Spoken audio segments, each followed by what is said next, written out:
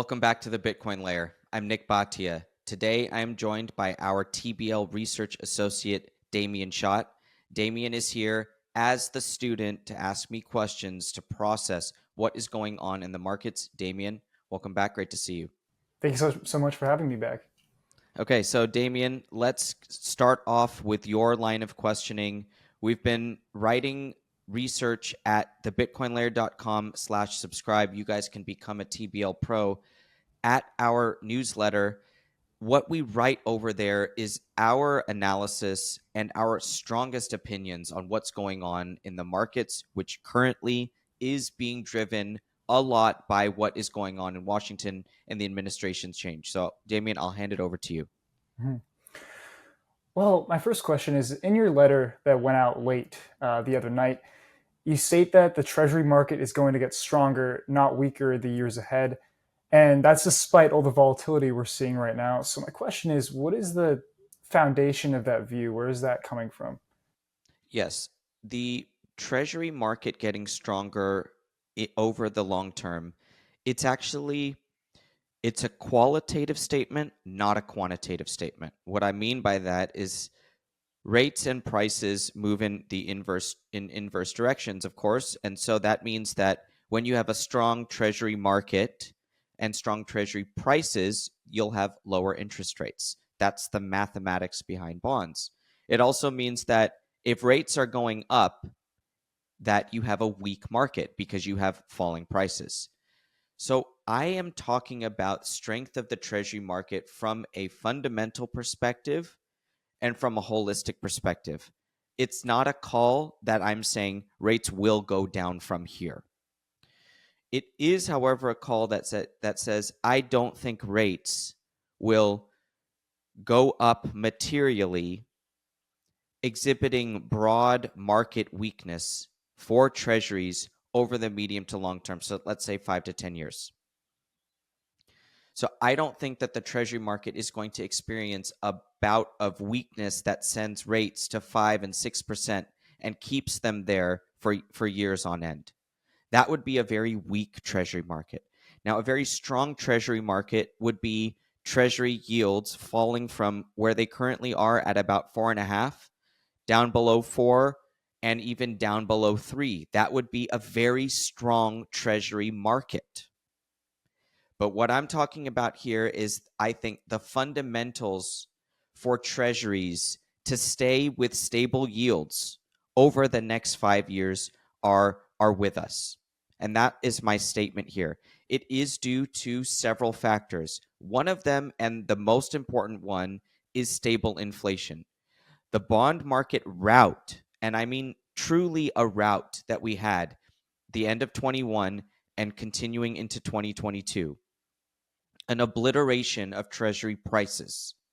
Rates rising by 3% in the longest end of the curve is a 50% decline in prices, at least, right? That's just multiplying. If you were to multiply a 200 basis point move, a 2% move by a 25 duration instrument, like a 30-year bond, 2% times 25 is 50%. That's a 50% price decline in a 30-year Treasury if it just goes up 2%. So just to give you an example of the obliteration in Treasury prices during 2022, what was that because of, Demian? There's only one answer. 2022 was the year of inflation. It was the year of 9% CPI. So if you get 9% CPI world, you have destruction in the bond market. But in the years since, what we've seen is a leveling off and a lot of worry about persistent inflation, but all of that is slightly coming off. We've been talking with Trueflation, a data provider that provides live prices based on live economic activity, and they see inflation below 2%. Inflation readings broadly per the government are between 2 and 3%. Producer prices have fallen below 2%, generally speaking. So that's where inflation is today. So that's the number one reason we can see strength in the Treasury market broadly. Now, when I say strength here from here on out, I'm talking more fundamentals, more in terms of stable yields, and more in terms of, hey, what are these dislocations like what we saw last week in the 10 to 30 year part of the curve, where yields just gap up in a very sloppy sort of way. Well, if we look at swap yields, the interest rates on synthetic treasuries, which are interest rate swaps, the derivatives market for rates, those yields have been stable. It's the swap spreads that have collapsed, meaning that treasury yields are rising relative to derivatives yields. And that means there's a problem in the cash instrument of treasuries. And by cash instrument, I mean the securities. So from 10-year notes all the way out to 30-year bonds. Those securities are having problems right now. That's not good. That's not a strong treasury market. But I feel that with the combination of lower inflation structurally, which is it's a question mark. That's not a lock. That's something that has to develop. But we're going to talk about today SLR reform, capital charges. We're going to talk about buybacks. We're going to talk about the repo market, and we're going to talk about the euro dollar market is a part of the repo market question that I know you want to get to. And we're going to talk about cash broadly in money market funds. So I'll let you, ask your next question, but I think that there are several reasons that the treasury market can do better than it is today, which is experiencing relatively stable yields in the front and the belly of the curve, and then dislocations in the back end of the curve that are worrisome, but that there are solutions for potentially. So I don't want to be a doomer when it comes to treasuries, because that implies that the Fed is going to have to step in. Notice that we are not going to talk about the Fed today and the Fed doing QE to stabilize the treasury market. That might happen. This is also not a call that says the Fed won't get involved or the Fed won't do QE. It's just that QE and QT are not actually part of my core thesis in this specific avenue. So I'll hand it back to you, Demian. The loudest voices in crypto, finance, and economics do not understand Bitcoin. Join Parker Lewis and Dhruv Bansal for Bitcoin Not Crypto, a 3-part masterclass that lays out why 21 million is the key breakthrough and how Bitcoin, not blockchains, creates decentralization, and why everything else will be built on Bitcoin. Understand why Bitcoin works and why nothing else does. Register now at unchained.com/TBL. That's unchained.com/TBL. Don't write your seed on paper. It's estimated that so much Bitcoin is lost forever, and the main culprit, the main reason is poor seed phrase security. This is why we use Stamp Seed, a DIY kit that enables you to hammer your seed phrases into titanium plates using professional stamping tools. These plates are heat resistant up to 3,000 degrees, fireproof, crush proof, and time proof. They're compact and easy to hide, and they can be used in your single sig or multi-sig setups. Make sure you go check them out today at stampseed.com and use code TBL for 15% off of your order. In your letter, you pointed to a few specific changes, and the first was the idea that banks might soon be able to buy treasuries without taking a capital hit. What does that actually mean in practice? How does it change the demand picture? Yes, a bank has assets and liabilities and equity, right? So a bank is like, you can think of it as a warehouse. Any business that produces things, right? They have a factory and then they have a warehouse. And in that warehouse, they keep the inventory of the things that they produce in a factory, right? Well, think of a bank as a warehouse, but without the factory. And in the warehouse, all they have is money. And so the way that they get money into the warehouse is they have to raise money. So that's their financing side of the balance sheet. So their assets are monetary instruments, money, loans, bonds, other types of money. And the way that they get that inventory into their warehouse is they have to attract money from outside. So some of that money is equity. So an investor that puts money into a bank to start it. But then the rest of that money that comes in, the liabilities, is all leverage. So it means that in your warehouse, as long as you have assets in your warehouse, you will not have all of those assets paid for. You'll only have a fraction of them paid for. That's what fractional reserve banking is, fractional reserve lending is. It just means that your equity portion is only a part, only pays for a part of your warehouse. Okay? So you're with me with this warehouse analogy, right? So now the rest of the warehouse is not paid for. So how do you keep the warehouse stocked with money? That's what the role is. That is what financing is. That's what a liability structure is for a bank. Now, what does Perry Merling say? Perry Merling, the professor of economics that wrote The Inherent Hierarchy of Money, that inspired my book, my first book, Layered Money. Perry Merling says, repo is how you live to fight another day. Which means what? It means that your warehouse with money in it needs to be paid for, and a lot of it needs to be paid for on a rolling daily basis. And the money that you get in is only coming in because in your warehouse, part of your inventory is treasuries, and you can post them out and get the cash in, meaning you post it on collateral. It's still your ownership. You still own the treasury, but you post it and you get money in, and in that way, you fund yourself when you go to sleep. Your bank is funded because the money is with you. You posted the treasuries, you got the money in. And that's how you pay for your assets. So you are reliant as a bank, you are literally reliant on the overnight repo roll.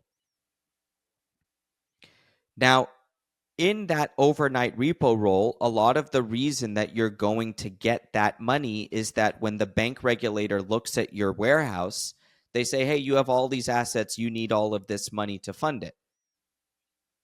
But what if you got to go to the regulator and say, hey, in my warehouse, I have 25% of it is treasuries. So I'm not going to have to pay for 25% of my warehouse tonight. I'm only going to have to pay for the 75% that is not treasuries. So that's the idea of SLR reform, or lowering the SLR, or eliminating the capital charge for treasuries. All of these things mean the same thing. What it means is that if you have treasuries in your inventory as a bank, you don't have to have the same liabilities tomorrow, meaning the same role or the same type of financing conditions, not conditions, but requirements that you did yesterday. And that's what the government is trying to do here. They're trying to get it so that US domestic banks can stockpile treasuries without a penalty, meaning that every night they are subject to, or on a monthly basis, they're subject to all these extra charges, and they can actually deploy capital, lend money into the economy in addition to warehousing the treasuries, not in place of. So there's a boost to treasury demand because now banks can do this, and they'll be required to, oh, hey, now you don't have a charge, you have to have more now. Now you have to have more, because if you have more, you can get liquidity out of them through the repo market, from the Fed, or from the market. It doesn't even have to be from the Fed. If you have treasuries, you can post them to JP Morgan, and JP Morgan can squeeze you on the yield because they have the most reserves in the system, and you can still live to fight another day because you have the treasuries. So repo is how you live to fight the next day. And if the banks have more treasuries, and they can do so for free, I put in air quotes, for free, because it's not like you're taking away money from your productive capacity or your ability to loan. A bank stays afloat because it makes profitable loans, not because it stockpiles treasuries and rolls them in repo every night. That's just going to be a requirement for them to participate in their banking charter. That's also, now you want to talk about the White House. That is why Secretary Scott Bessent, is on the tape saying, we need to consolidate banking regulation inside the Treasury Department. The Fed is doing a horrific job of it. They're thinking about things that they shouldn't be. Their number one risk to the Fed banking regulators, number one risk to the US banking sector before the Silicon Valley collapse was climate. This is per Bessent's recent interview. And so he said, if they were actually watching the banks, maybe they would have seen what was happening in Silicon Valley Bank. That's a political take, but I bring it to illustrate that the Treasury Department needs this. They need this boost of demand that's without a capital charge. So that's the first thing it does, is it boosts the treasury market. The second thing is it actually boosts the lending channel. If you couple it with deregulation, we'll talk about that. But if you get deregulated lending going and private sector ability to leverage going, what you do is that inventory for the bank, their warehouse, it starts to grow in size with loans to the private sector, just straight loans.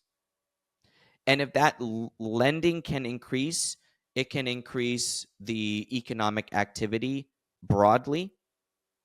And that's something that also is a reason that the banks would want to do it, because the banks only want one thing: they want to profit. So if they can lend into the economy more, that means that they can profit more. So that's a little bit of the lay of the land for the capital charge. Then there's also the issue of the buybacks, the specifically the off-the-run securities that lose liquidity. What are those exactly, and how do these buybacks help fix that part of the curve? Yeah, there are two types of treasury securities when we talk about the age of the securities. Mm-hmm. There are on-the-run treasuries and off-the-run treasuries. An on-the-run treasury, for example, is the 30-year bond that was auctioned off last month. So the 30-year bond that was auctioned off last month, actually there was one already auctioned off this month also. The securities that are auctioned off, and just to be specific here, the 30-year bond is issued a new security once per quarter. So they'll auction it, a new security, in February.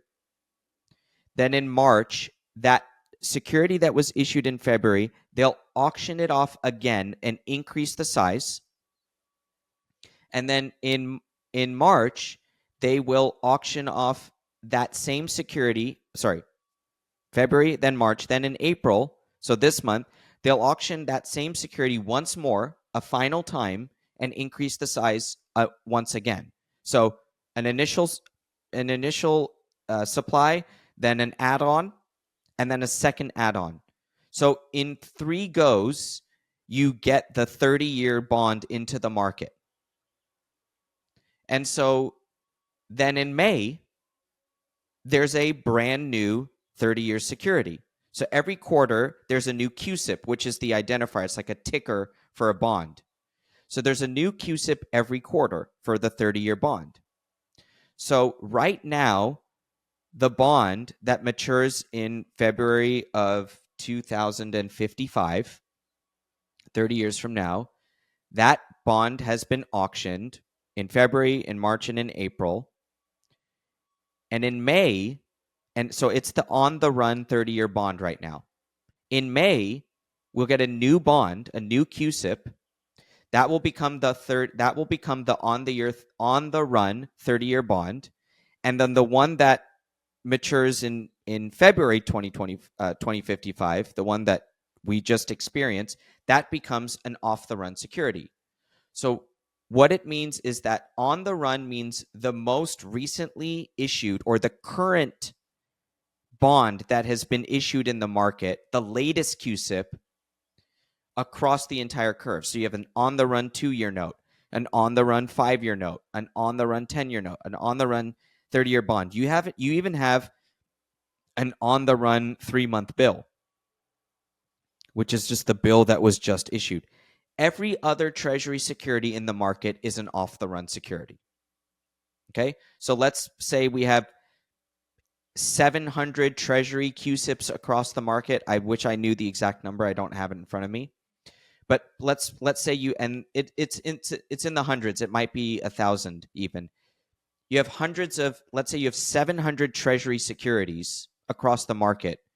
About a dozen of them are on the run securities. So an on the run 1 month bill, 2 month, 3 month, 6 month, 12 month, 2, 3, 5, 7, 10, and 20 and 30. So you have that many on the run securities, and then you have 688 off the run securities. Okay, so that's all it means. It's the age of the security. It's either the new one or the 688 old ones. So you have 12 on the run securities, 688 off the run securities in my example. Now, imagine a bond, a 30-year bond that was issued 10 years ago, let's say 8 years ago.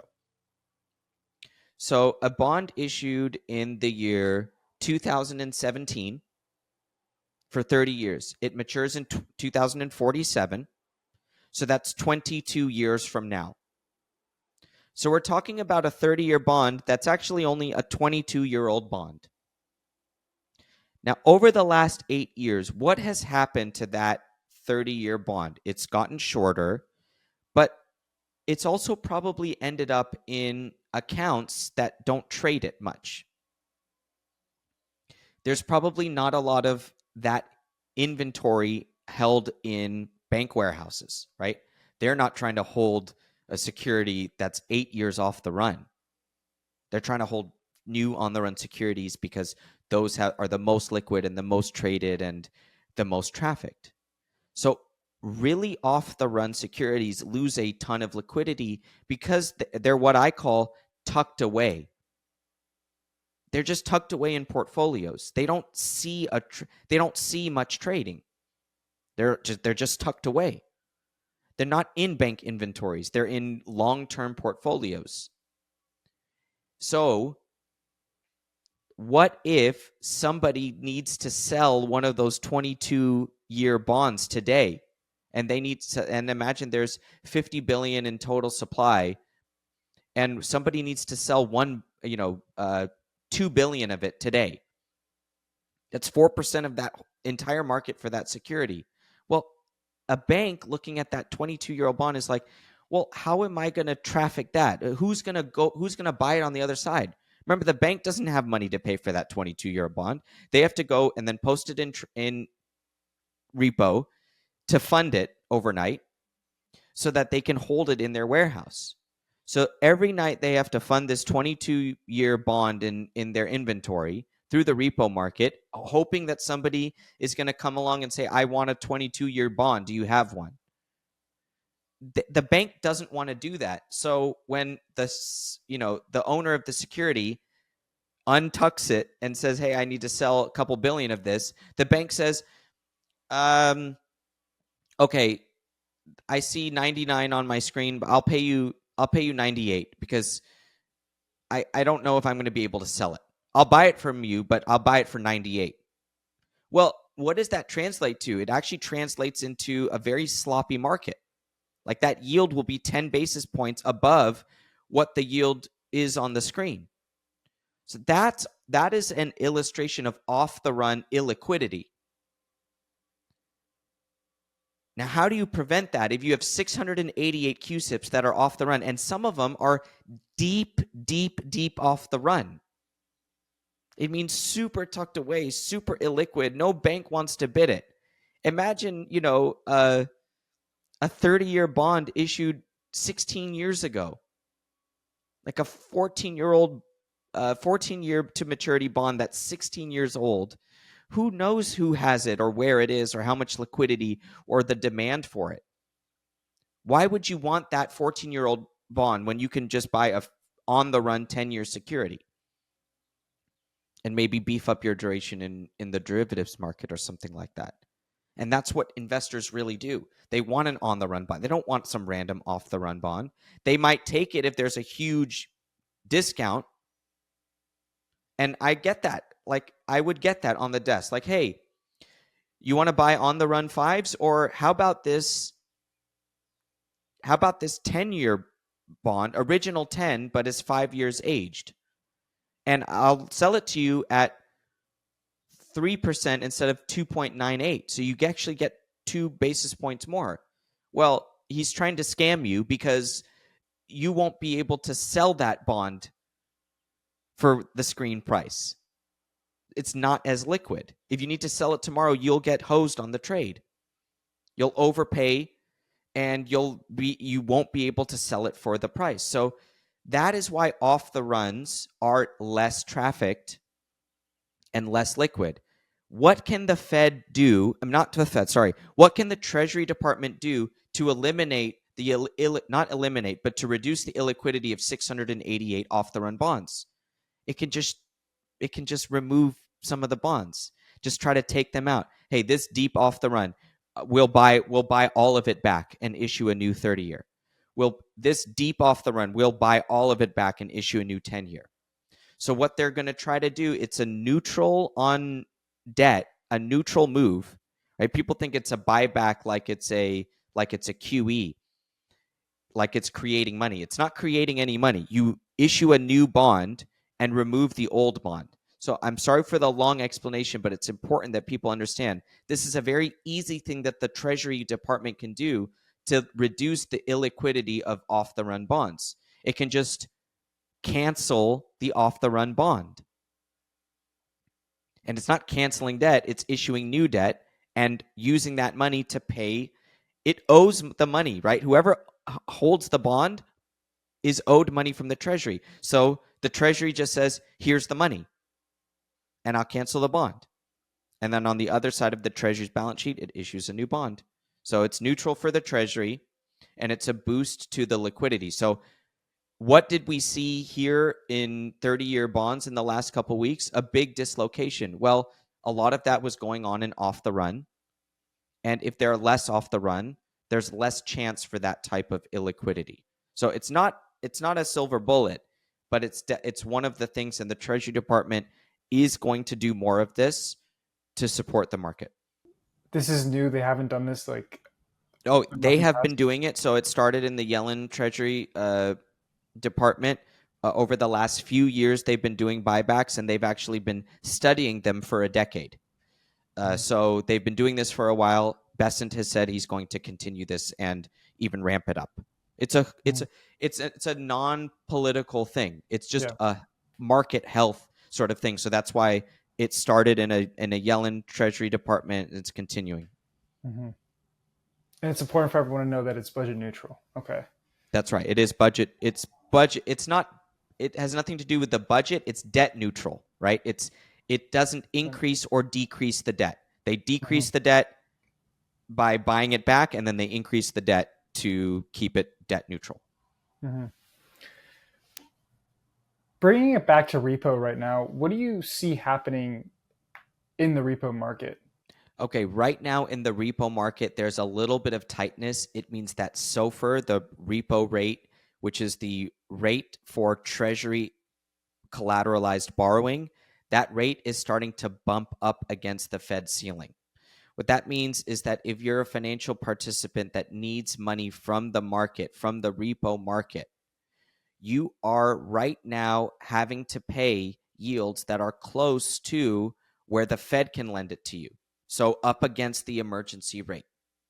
And that means that there's a general tightness. It means that those that have the funds, JP Morgan, for example, with the most reserves in the market, they're looking at the market and saying, hey, if you actually want funds from us, you're going to have to pay up a little bit more, because right now I'm a little bit uncertain and I'd rather keep money in reserves and with the Fed. And if you offer me 10 basis points more than reserves, I'm not going to do it. 15, I'm not going to do it. 20, I'm not going to do it.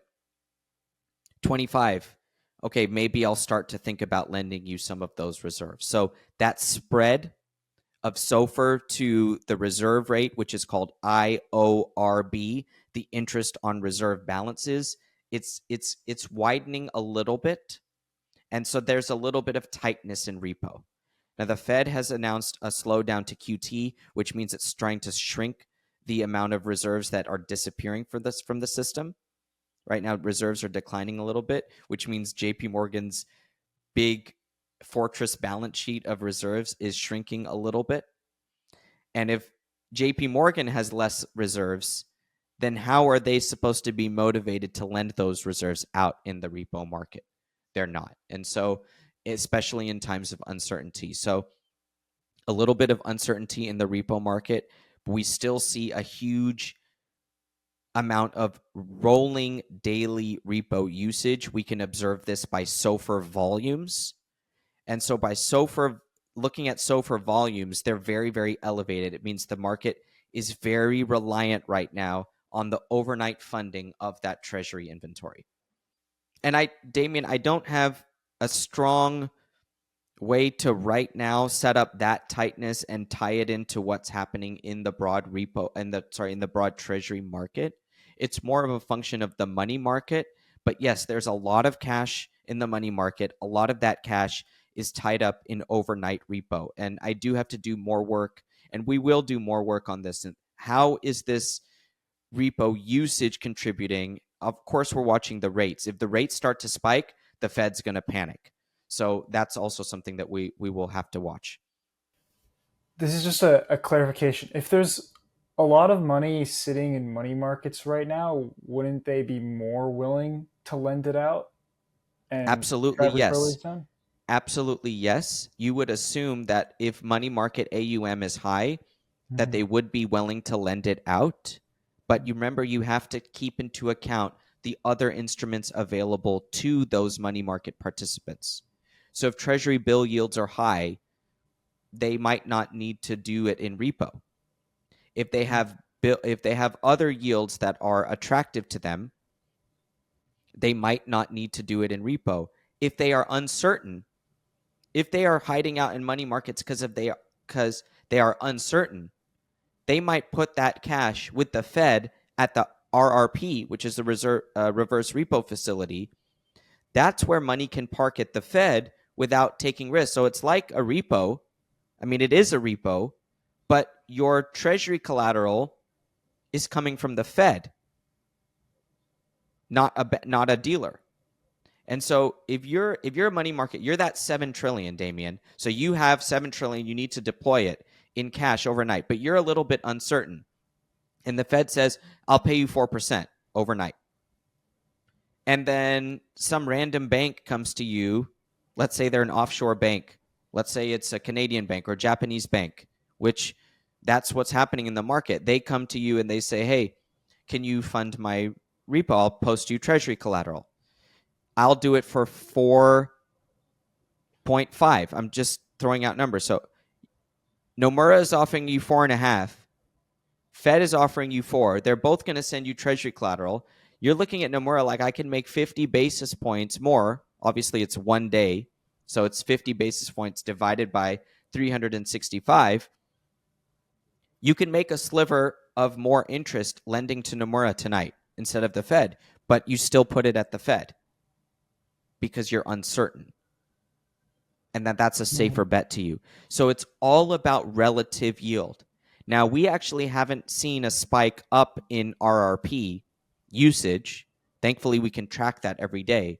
So we can see if there's this sudden desire to hide out at the Fed instead of fund the repo market. Now, it looks like with repo rates up a little bit relative to the reserve rate, it means that, yes, there are some banks that are saying, "Okay, I'll pay you a little bit more," and they're still getting done, meaning they're still getting the cash in. It's not hiding out at RRP. It is going to the market. It is going to dealers, but the dealers are having to pay up a little bit for it.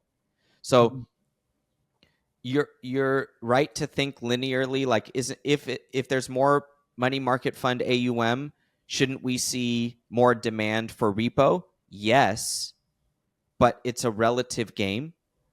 And there's also this huge demand for repo with the basis trade going on because the long position needs to finance their treasury long in the repo market to just get one leg, half of the leg of the basis trade going. So there's a lot of structural demand for repo borrowing from those long positions right Mhm. now, also in the market, and that's keeping SOFR volumes elevated, and it might be keeping SOFR rates up a little bit right now as there's just a huge demand for funding. It's not easy to get all these repo concepts, Damian, but you know that we talk about it in class every single night because repo is at the center of the financial system and how it works. So I'm happy to keep working on this with you until you become a repo expert. Thank you. So money markets are pretty much, they're uncertain. They're afraid that banks are going to default when they're That loaning overnight. so Is it that's the extreme way to articulate it, and that's how you should frame it in your mind. That okay? they are afraid of the bank going away tomorrow. They're afraid of the Okay. legal risk, right? And so but are they really afraid, Damien? Or are they like, oh, just give me 5 basis points more and then I won't be afraid anymore, right? And it's actually the latter. So you're setting it up correct in your mind, but in a crisis, they are worried about the bank going away tomorrow. And that's a crisis. That's when you see that bank going to the Fed for an emergency loan or rates, repo rates blowing out in the market, that there's an actual crisis. When there's a few basis point increase, that's not a crisis. It's not even a a disappearance of confidence. It's just like, hey, you need to pay me a little bit more. I need to be compensated a little bit more to lend you money tonight. But you have the right framework. Absolutely. Okay. So going back to my main questions, then putting everything together that we've talked about, it sounds like the system is being rebuilt to absorb more and more treasuries. Is that the right way to think about it? It is being rebuilt to absorb more treasuries. That is the function of this SLR reform. So the capital charge, that is absolutely a key. So when you say absorb, you are correct from that capital charge perspective. Now, it is broadly being strengthened by other things like buybacks. Okay. And it also needs to be strengthened by better fiscal discipline. And that's where Mhm. politics comes in and the effectiveness of the administration plus the legislative branch to get the budget deficit down. Because only with a lower budget deficit can you get lower interest expense for the government, lower interest expense as a percentage of GDP, and only with lower interest expense as a percentage of GDP or broadly can you actually have a stronger treasury market from the fundamental perspective. Again, not about rates up or down, but just, hey, are people going to come in and buy your debt? They have to do that. Now, the whether they can do that is an enormous question mark. I'm not here blindingly trusting the Trump administration plus the Republican Congress to cut spending to the point where it starts to eliminate the budget deficit as they are saying. Now they've said we want to get it from current at 6 to 7 to down to 3%, the budget deficit down to 3% of Mhm. GDP instead of 6%. They've said that, and then they've also said we actually want to balance the budget, so get it to 0. So whether they can get it from 6% deficit to 3% or from 6% to 0, I have no idea, and I don't have any confidence yet that they are going to do that. So I'm taking all of that what they're saying with a big grain of salt. Now, Mhm. in my probability distribution of them blowing out the budget, meaning getting worse versus getting better, at the margin, I believe I'm tilted towards it getting better, meaning I don't think it'll get worse. And so, with that marginal analysis, I can make the claim that, yes, I think the treasury market is headed for more fundamental strength. But if you really want to get that strength, it is about lower inflation and it is about lower budget deficits. SLR can help. Buybacks can help. A lot of cash in the system can help, in theory. But, because 30-year bonds can be, and people might want to go check out our Matt Pines episode from yesterday. Matt Pines outlined how the United States can raise debt, strengthen the Treasury market through this new, more out of the box 50-year or century bond issuance to term out the debt that we force our foreign counterparties to purchase. That's an interesting theory.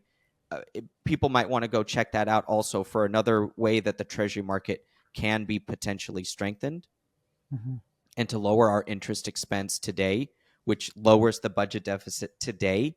And that helps create maybe a positive feedback loop. So make sure, Demian, that you're differentiating in your mind what can really strengthen it and what can at the margin strengthen it and what can maybe fix dislocations. Like the buyback thing is a fixed dislocation phenomenon. It's not a grand fix, right?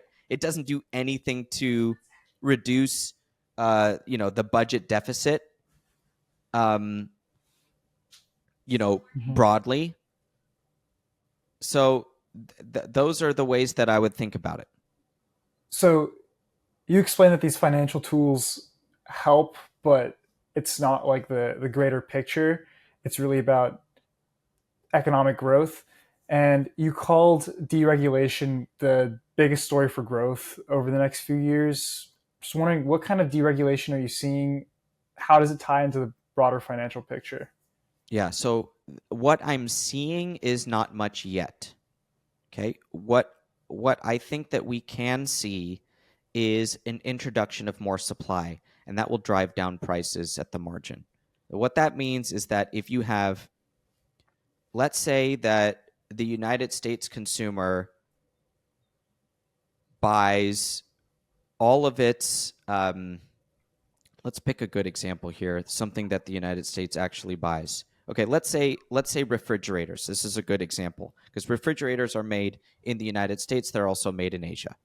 So let's say that a refrigerator for $500 from China is comparable to one that's made in the United States for $750.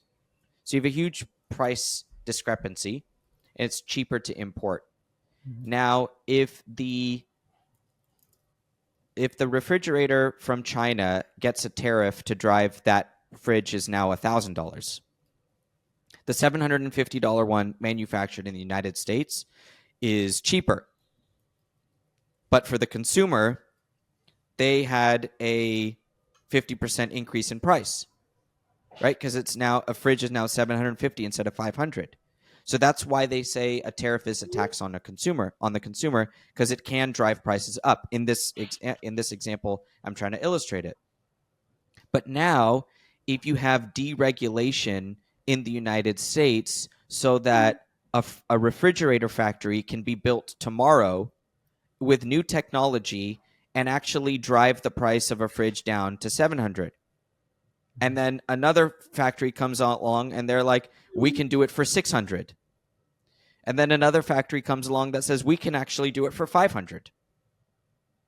How do those factories come online very quickly and help drive down prices? If they have less red tape, they can.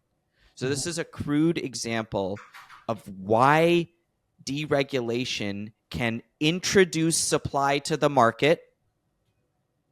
And when supply is introduced to the market, more supply, there's more abundance, and prices can come down.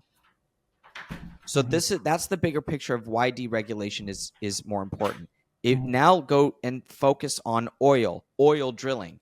If United States can approve more oil drilling, it brings more oil onto the market, right? More supply comes onto the market, and then there's more abundance of oil, and then oil prices can fall. And oil prices are an input to practically everything in the economy.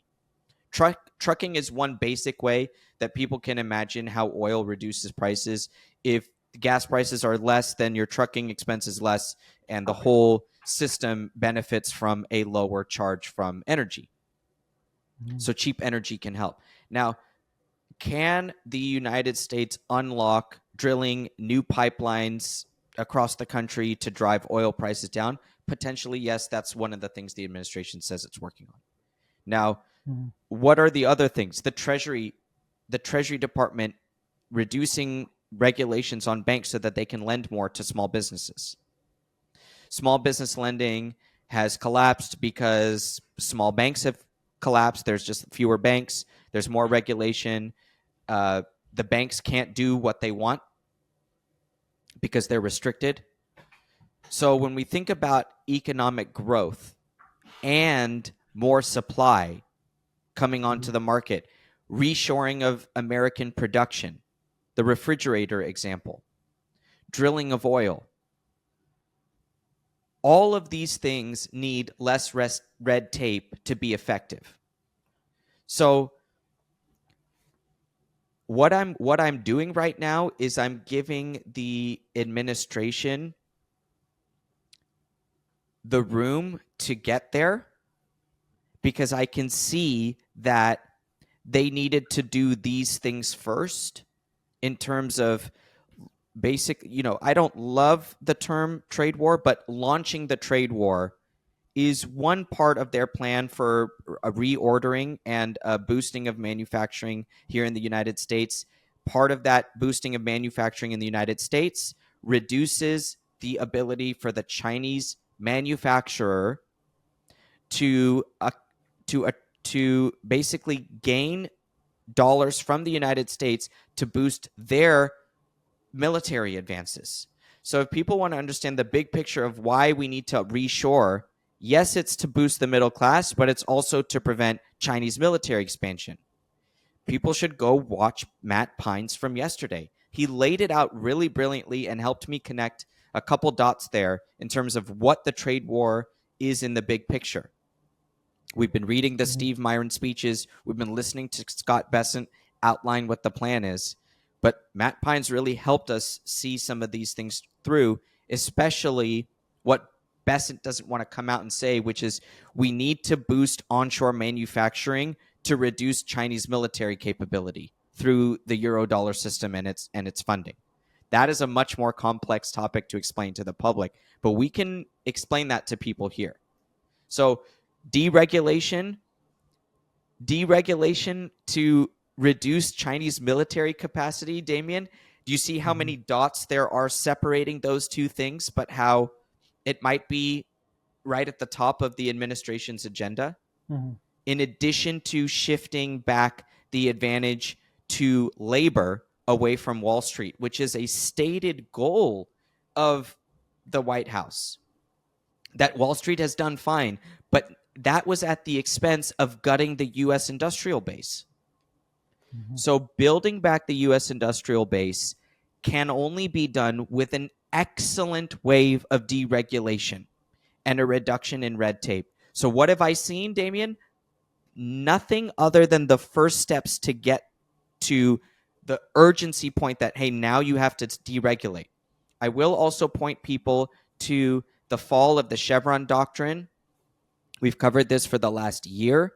That is basically the administrative state being put on constitutional watch, that regulations and stipulations on companies that were handed down by agencies and not by Congress are potentially null and void. So when do we challenge each of those regulations, and when do they fall? Maybe the table is already set for them just basically saying, I want to do this and you can't stop me because that regulation is null and void because of that judicial ruling. So hopefully those things help connect the dots for people on why deregulation is so important. We haven't seen it yet, and we probably haven't seen it yet because it's next up, and it might not even be next up until after the tax cuts, which is what we are still starting to hear. or it might be going on in the background in a way that I'm not able to pick up yet. Well, that pretty much covers all of the big picture and the questions from my end. Okay, excellent. Really. Demian, I appreciate your questions today. This, I think, will help people understand what's going on out there. And you, as a student trying to understand it, it helps me teach it better to you and then to the audience. So thank you guys for sticking with us today. For Demian Schatt, my research associate here at the Bitcoin Layer, I'm Nik Bhatia. We'll catch you guys next time.